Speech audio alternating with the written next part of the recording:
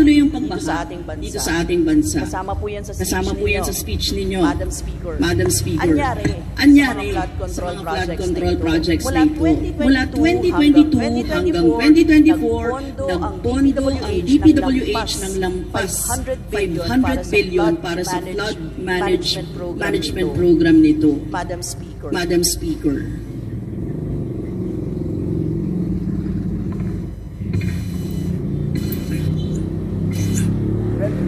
Well, alam natin na nagkaroon ng isang master plan for Metro Manila na nilabas noong 2012.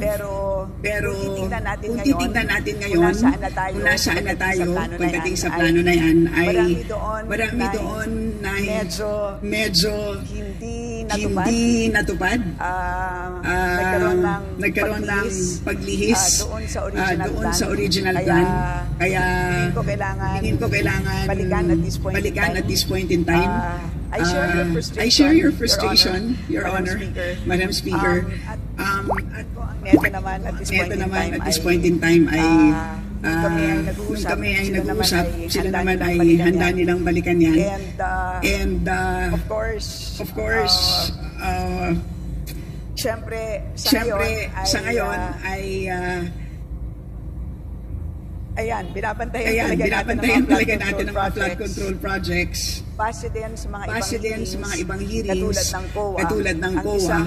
Ang isang major problem is yung mabagal na pag-implement. Kasama dyan ang delays at low fund use. Yan ang naalala ko sa ibang hearing. Kaya sa tingin ko baka kailangan natin tanungin yan sa DPWH. Pero pagdating dito sa DBCC, as an issue para sa DBCC, tingin ko yun ang dapat bantayan ng DBCC, yung pag-monitor ng master plan, and at the same time yung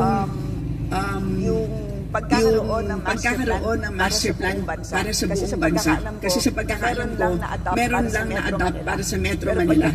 Pero pagdating para sa buong bansa, meron lang kasi river management plans para sa buong bansa. So meron tayong 18 river management plans, and for each of those, merong flood control chapter, kumbaga. Pero pag sinasabi mong isang buong master plan for flood control para sa isang bansa, sa ngayon wala pang ganun. So yan ang pwedeng tignan ng DBCC. May remind the Honorable Rosas that you have 3 more minutes. Mahigit 5,000 flood control project ang natapos na at marami pang iba ang kasalukuyang ginagawa.